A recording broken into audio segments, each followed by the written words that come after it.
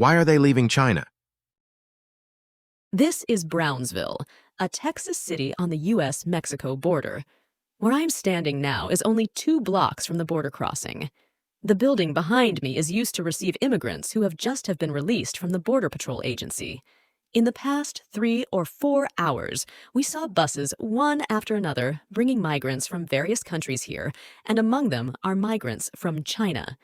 We know that the number of Chinese people coming to the U.S.-Mexico border to seek asylum has increased greatly in the past year from October last year to March this year. In the past few months, the number of Chinese people encountered by U.S. border agents has reached 6,600, which is also a record high. In the past few hours, we have seen more than a dozen such Chinese people here.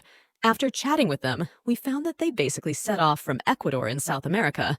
Then they went all the way north and passed through more than a dozen countries in South and Central America before arriving here, which is also commonly known as walking the line. They were also encountered by U.S. law enforcement officers at the border. Then they were taken to the Border Management Office.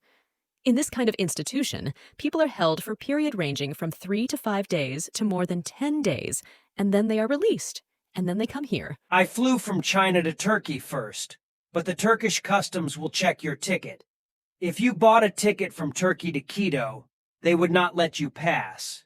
Therefore, most Chinese people go to Turkey first and then buy a flight ticket to Quito a week later, which is also cheaper. I arrived in Quito on April 4th. April 4th. And then you start walking the line immediately from Quito. Right. And did you come all the way through Quito, Colombia, and Panama? Yes. Okay, how long did it take you? I arrived on May 1st and crossed the border on May 1st. Many people may wait for the Border Patrol to come after crossing the border, or some way even take the initiative to ask the Border Patrol to take them in, so they can get into the immigration system. There is too much pressure in China and it is difficult to make money now. I was doing some small business. It would be closed every 2 to 3 days since the pandemic. Even though you shut down, the workers' wages still needed to be paid, so you couldn't just stop. It was not like I went home to rest for 2 days without any pay, right? Then you have to pay their wages, as well as my own living expenses and so on. So the pressure is very high now.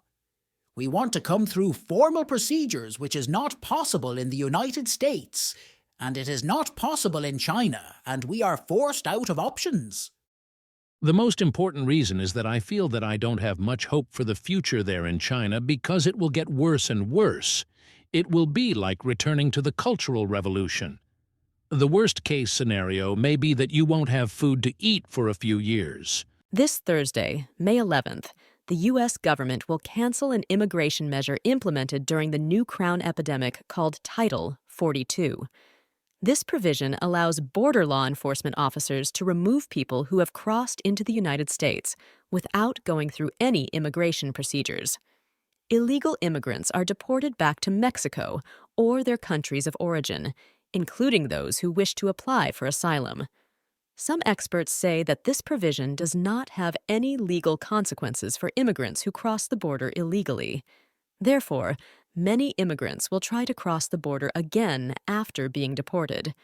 This is why we see a larger number of such immigrants in the period before Title 42 canceled.